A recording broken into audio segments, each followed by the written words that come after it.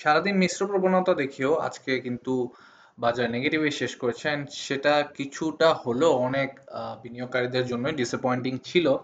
যদিও ভালো দিক এটা হচ্ছে যে আমরা আমাদের যে সাপোর্ট লেভেল ধরে আশাবাদী হচ্ছিলাম সেই সাপোর্ট লেভেলের নিচে এখনো যায়নি।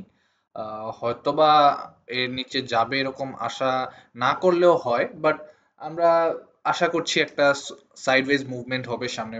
পুঁজিবাজারের ইন্ডেক্সের মধ্যে সাইডওয়েজ মুভমেন্ট না নিয়ে আসলে দেখা যাচ্ছে যে প্রপার শক্তি যোগানো হচ্ছে না এবং ভলিউমও বাড়ছে না। ভলিউম বাড়ার জন্য এবং ওভারঅল টার্নওভার যদি আমরা দেখি যে ভালো বৃদ্ধি পেয়েছে, তখনই শুধুমাত্র বাজার কিন্তু উপরের দিকে টানতে পারবে এবং যে রেজিস্ট্যান্সে আমরা রিসেন্টলি বাধাপ্রাপ্ত হয়েছিলাম সেটাকে অতিক্রম করতে পারবে। আমরা যদি আজকের ওভারঅল বাজার দেখি, 2,07,321টি ট্রেড হয়েছে, 21 কোটি ভলিউম, 21,81,00,000 ভলিউম। আজকের লেনদেন 737 কোটি টাকা এবং 122টি অ্যাডভান্স করেছে, যেখানে ডিক্লাইন্ড 187টি। মোটামুটি একটা গ্যাপ এখানে আছে। আর এখানে আমরা বড় বড় হিট নিতে দেখেছি ব্যাংক, ইন্স্যুরেন্স সেক্টর এবং টেক্সটাইল ইঞ্জিনিয়ারিং এগুলোর মধ্যে।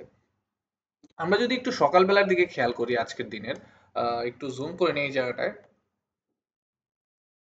সকালবেলা কিন্তু ভালো একটা সেল প্রেসার দিয়ে শুরু হয়েছে। আমি খুব বেশি ভালো বলবো না, বাট মোটামুটি সেল প্রেসার বলছি, বাই প্রেসার দিয়ে শুরু হয়েছে। সকালে কিন্তু আমরা অনেকগুলা গ্রিন ক্যান্ডেল দেখেছি এবং মোটামুটি একটা ভালো পজিটিভ মোমেন্টামও আমরা দেখেছিলাম, কিন্তু সেখানে আই থিঙ্ক 10টা বাজে, 11টা বাজে, 10:30 বাজার আগ থেকে মোটামুটি একটা সেল প্রেসার আমরা দেখতে পাই। প্রথম সেল প্রেসার, তারপরে যখন আবার ওঠার চেষ্টা করে সেখানে আবার তার রেজিস্ট্যান্সে বাধাপ্রাপ্ত হয়ে মোটামুটি একটা বিরাট সেল প্রেসারে চলে যায়। এখানে যদিও আমরা ভালো একটা বাই ভলিউম দেখেছিলাম 10টা, 10:15 দিকে, বাট সেখান থেকে কিন্তু জাস্ট টানা সেল প্রেসারে চলে যায়। এখানে যদি আমরা বারগুলা দেখি, এই জায়গাটায় 11:15টার দিকে আমরা মোটামুটি একটা বড় সেল প্রেসার দেখেছি।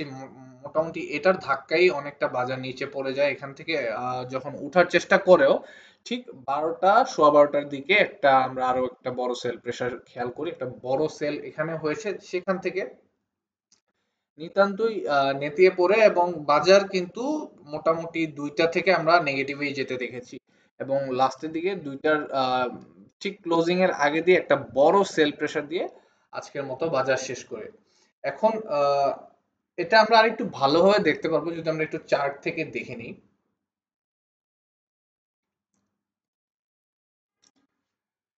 চার্টে যদি আমরা লুজার দিকে তাকাই, আজকে লুজার দিকে প্রাইম ফিন্যান্স, এরপর BIFC, Exim bank, Far East, মোটামুটি ফিনান্সিয়াল যেই ইনস্টিটিউশন গুলো আছে, ব্যাংক ট্যাঙ্ক যাই বলুন, এখানে আমরা দেখতে পাচ্ছি ইভেন দেশ বন্ধুত্ব অনেক বেশি দেখা যাচ্ছে। ইনটেক মানে যেভাবে বেড়েছে এখন কিন্তু মোটামুটি কমার পালা বলা যায়। যে নেক্সট আমরা অনেকগুলো আইটি সেক্টর দেখছি, ব্যাংকিং সেক্টর অনেকগুলো দেখছি, ফিনান্সের মধ্যে দেখতে পাচ্ছি।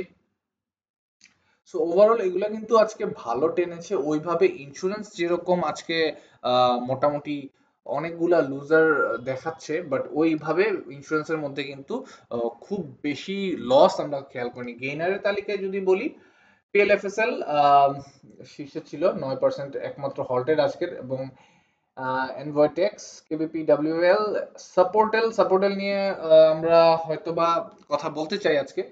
জেমিনি সি, ফ্যামিলি টেক্স, এরপর অ্যাপেক্স স্পিনিং, জিপিএস পাস, মতিন স্পিনিং আজকে একটু ভালো করেছে, পপুলার মিউচুয়াল ফান্ড, এগুলা ছাড়াও অনেকগুলা লাইফ ইন্স্যুরেন্সকে আজকে মোটামুটি একটু গেইন করতে দেখা গেছে সকাল থেকেই।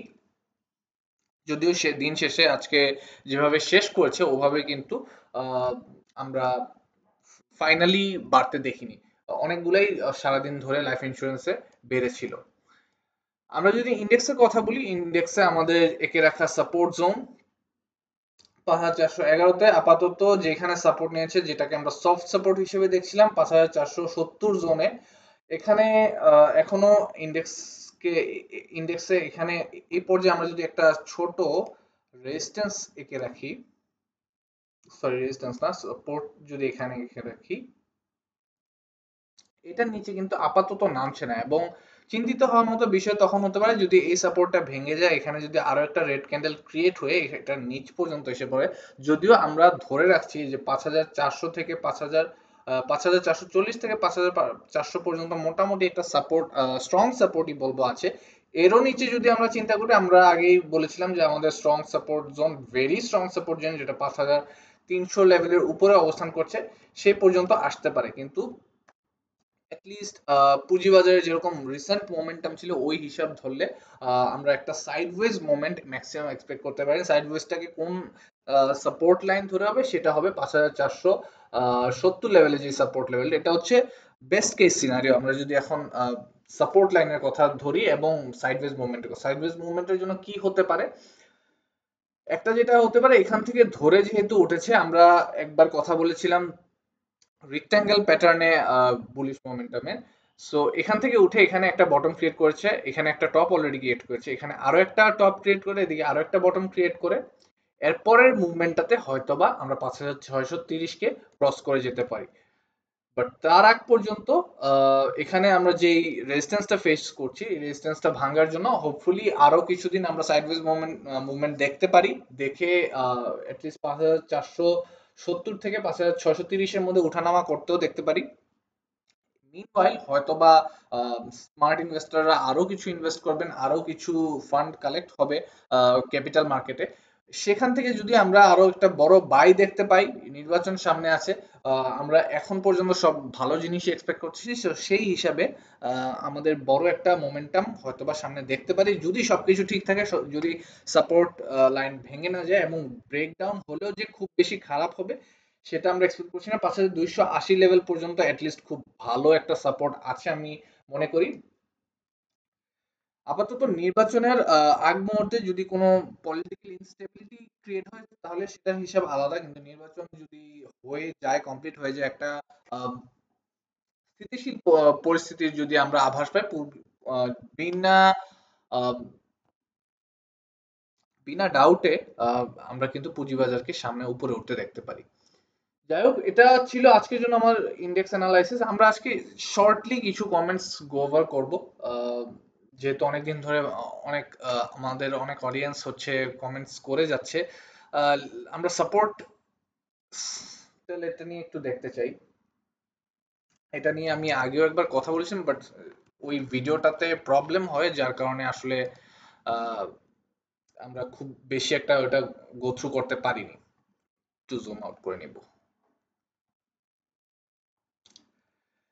সাপোর্টেলকে আমরা অনেকদিন ধরে উপরে উঠতে দেখছি। এখন কথা হচ্ছে কত দূর পর্যন্ত উঠতে পারে। 38.3-তে আজকে অবস্থান করছে। আমরা যদি হিস্টোরিক্যাল ডেটা দেখি, এখানে আমরা এই পয়েন্টগুলোকে ধরে আমাদের যেসব রেজিস্ট্যান্স লেভেল আছে সেগুলোকে দেখব।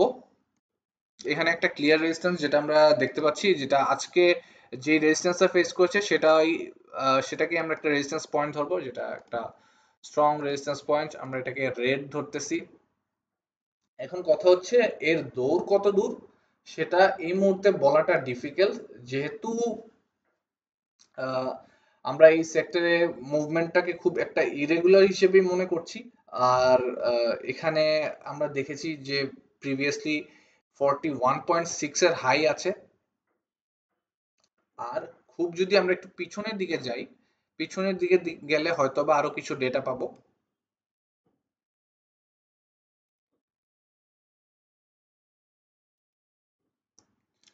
এটা একটা বড় রেজিস্ট্যান্স হতে পারে, বাট এর উপরে যেটাই যাচ্ছে হোপফুলি ওটা একটা বুল ট্র্যাপে পরিণত হতে পারে। অনেকদিন ধরে বাড়ছে, যেরকম ইনটেক বেড়ে গেছিল, সেই হিসাবে আহ, এখন যে জায়গায় অবস্থান করছে মোটামুটি একটা রেজিস্ট্যান্স জোন। এখান থেকে যদি রিটেস্ট নিতে চায় রিটেস্ট নিতে পারে, বাট রিটেস্ট নিলেও কতটুকু পর্যন্ত আসতে পারে সেটাও আমরা এখানে এঁকে দিতে চাচ্ছি।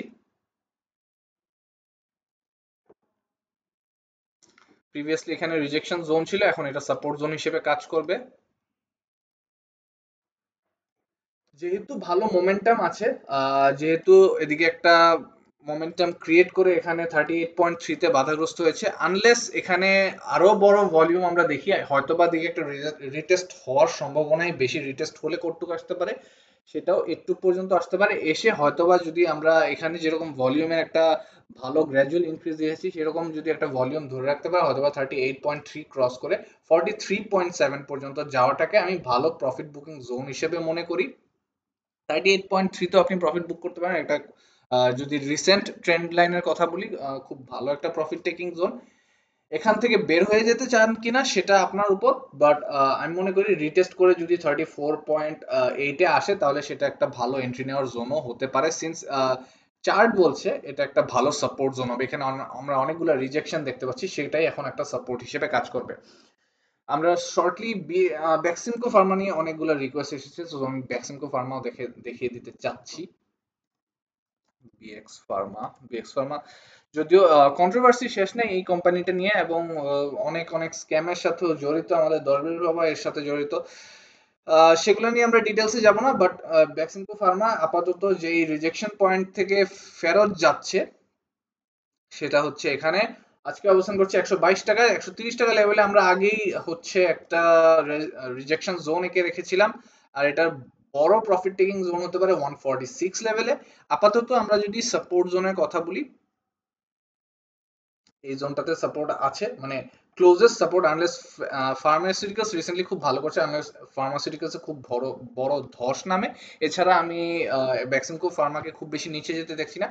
কোম্পানি ভালো, ফান্ডামেন্টালি ভালো, কিন্তু যতই মানুষ এটার সাথে স্ক্যাম বলুন বা বিভিন্ন কারসাজির সাথে জড়িত, তখন কিন্তু কোম্পানিটি আলটিমেটলি ফান্ডামেন্টালি ভালো হলেও, টেকনিক্যালি ভালো হলেও সেটা আহ, মানে ফিউচার ধরে রাখাটা অনেক কঠিন হয়ে যায়। বাট যারা হয়তো বা একটু নিচে কিনতে পেরেছেন, লাইক এই জোনটাতে যারা কিনতে পেরেছেন 111 টাকা, তাদের জন্য ভালো প্রফিট টেকিং জোন হতে পারে 145। সো আমি বলবো ফর দ্য টাইম বিং 145-এর উপর এক্সপেক্ট না করা, অ্যাটলিস্ট 145 পর্যন্ত যদি নিয়ার ফিউচারে যায়ও ফার্মাসিউটিক্যাল সেক্টরের মুভমেন্টের সাথে, সেল করে ফেলা বা প্রফিট বুকিং করা একটা ভালো অপশন হতে পারে। আপাতত সাপোর্ট জোন হিসেবে আমি 110 টাকা এই জোনটাকে দেখছি। এখানে যদি আবারও ব্যাক করে এখান থেকে রিএন্ট্রি নেওয়া খুব খারাপ হবে না। আমরা যাচ্ছি আরো একটা ভাইয়ের কমেন্টে, প্রিমিয়ার সিমেন্ট নিয়ে অ্যানালাইসিস চাই।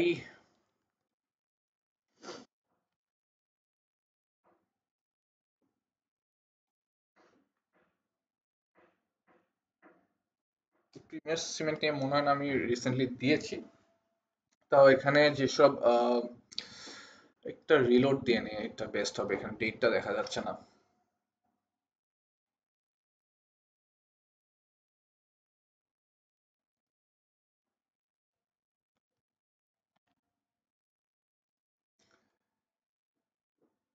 প্রিমিয়ার সিমেন্টের কথা যদি বলি, আমরা মে মাসের যে পতন হয়েছিল, আমরা এখানে দেখতে পাচ্ছি যে মে মাসের পতনের সাথে সাথে কিন্তু জুন মাসে ঢোকার আগ পর্যন্ত পতন হয়ে গিয়েছে। আর এখানে এটা এর লোয়েস্ট পয়েন্ট ছিল। ম্যাক্সিমাম স্টকই যেহেতু এই পয়েন্টে এই টাইমটাতে এসে অনেক ধসে যায়, আমরা এগুলাকে খুব বড় আমরা সাপোর্ট হিসেবে এগুলাকে কনসিডার আপাতত করছি না। আমরা যদি কনসিডার করতে চাই সাপোর্ট, তাহলে আমাদেরকে আর একটু উপরে চিন্তা করতে হবে, কারণ এরকম সিচুয়েশন হোপফুলি এর মধ্যে আর আসবে না, অ্যাটলিস্ট নির্বাচনের আগে আমরা এক্সপেক্ট করছি না। এখন আমরা সাপোর্ট হিসেবে যদি দেখতে চাই, এই জোনটিকে একটা ভালো স্ট্রং সাপোর্ট হিসেবে দেখবো, কারণ হচ্ছে এখানে প্রিভিয়াসলিও অনেক সাপোর্ট নিয়ে অনেক সাইডলাইন মুভমেন্ট হয়েছে, এবং এখনো আজকে যেখানে ছিল, আজকে কিন্তু এই পর্যন্ত এসে এখান থেকে রিজেক্ট হয়ে উপরেই শেষ করেছে, আজকে 49.7-এ অবস্থান করছে। আর এটার যদি রিসেন্ট মানে একদম ইমিডিয়েট রেজিস্ট্যান্সের কথা বলি, সেটাকে আঁকতে হবে এই লেভেলে, একটা স্ট্রং রেজিস্ট্যান্সই হবে এটা 52.8-এ। বাট এটা এখনো প্রপার মুভমেন্ট শুরু করেনি, এটা প্রপার মুভমেন্ট করলে আমি আশা করছি at least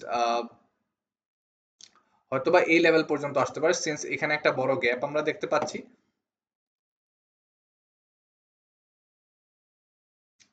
ultimate profit taking zone যদি আমরা কনসিডার করতে যাই প্রিমিয়ার সিমেন্টের জন্য, সেটা এটা এখানে হতে পারে। আমি শুধু টেকনিক্যাল অ্যানালাইসিসে যাচ্ছি, ফান্ডামেন্টালি যাচ্ছি না। ফান্ডামেন্টালি যদি আপনি নিজে স্টাডি করে নিতে পারেন তাহলে ভালো হয়। অনেক অনেক বার আমরা ফান্ডামেন্টালি স্টাডি কিভাবে করতে হয় একটা স্টককে, সেটা নিয়ে আলোচনা করেছি। আচ্ছা, এটা আরেকটু নিচে হবে, আমরা এই জোনটাকেই ধরতে চাচ্ছি। 63-তে প্রফিটিং এর জন্য ভালো জোন হতে পারে। এই মুহূর্তে 49.0-তে আছে। আমরা যেহেতু এটা নিয়ে কথা বলছি, আমি একটু সাইড দিয়ে প্রিমিয়ার সিমেন্টের ফান্ডামেন্টালটা দেখে নিই।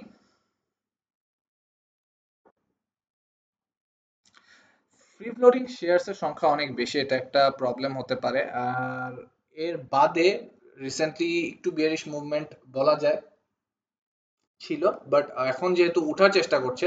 আর আমরা যদি এমএসিডি ইন্ডিকেটর দেখি, এই ব্লু লাইনটা যদি এই অরেঞ্জ লাইনটাকে ক্রস করে যায় তাহলে কিন্তু একটা ভালো বাই সিগন্যাল হতে পারে। এন্ড বাই সিগন্যাল হওয়ার জন্য কি হতে হবে, এইখানে আমরা একটা বড় গ্রিন ক্যান্ডেল দেখতে চাই। গ্রিন ক্যান্ডেলটা অ্যাটলিস্ট এই জায়গাটাকে পার করতে হবে। অ্যাটলিস্ট এখানে যে একটা স্ট্রাগল হচ্ছে 51.3 তে, অ্যাটলিস্ট 52 পর্যন্ত যদি চলে যায় এবং একটা ভালো ভলিউম এদিকে ক্রিয়েট হয়, এখানে যেরকম একটা ভালো ভলিউম ক্রিয়েট হয়েছিল এরকম একটা ভলিউম যদি আমরা এখানে দেখতে পাই এবং এটা যদি কোনো ভাবে ক্রস করে যায়, তো এটা একটা ভালো বাই সিগন্যাল হতে পারে। তাও আমি মনে করি 49 এই সাপোর্ট জোনে কিন্তু বাই করাটা খুব বেশি একটা লসের কিছু হবে না।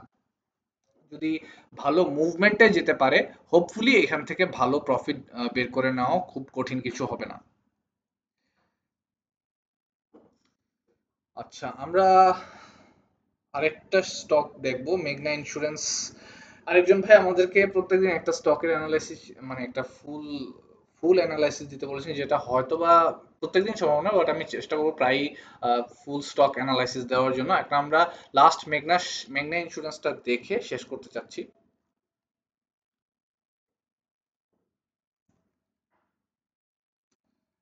মেঘনা ইন্স্যুরেন্স এই মুহূর্তে 26.2 তে অবস্থান করছে এবং এর খুব ক্লিয়ার যেটা সাপোর্ট জোন, সেটা স্ট্রং সাপোর্ট জোন আমি বলবো হচ্ছে 25.0। এবং আপনি যদি এখানেও কিনতে চান খুব একটা খারাপ হবে না, এটা একটা সফট সাপোর্ট বলা যায়।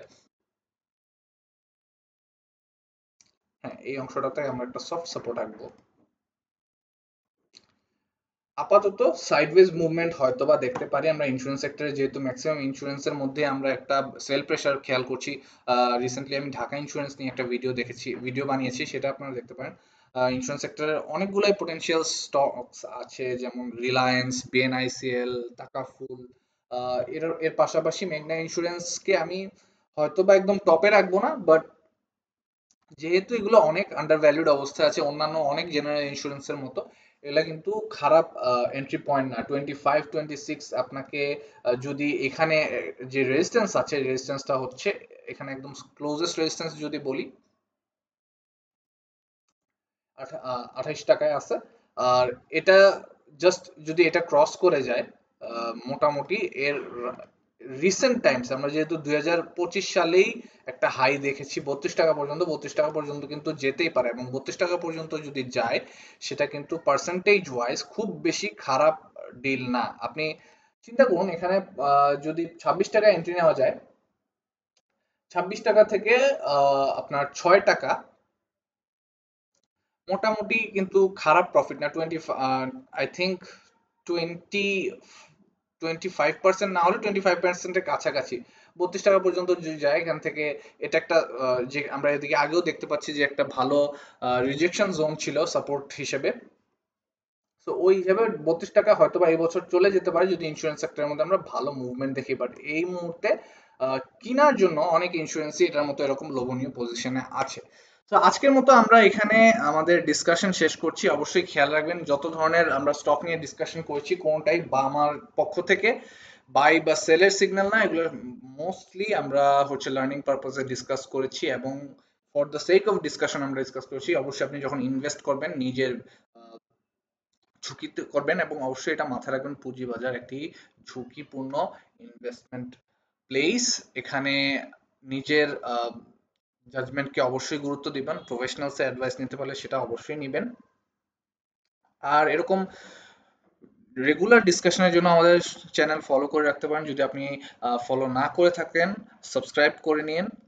ভিডিও ভালো লেগে থাকলে অবশ্যই লাইক করে দিবেন এবং কালকের 12 PM এর ভিডিও দেখার জন্য আজকের জন্য ইনভাইট করে শেষ করছি। Good night.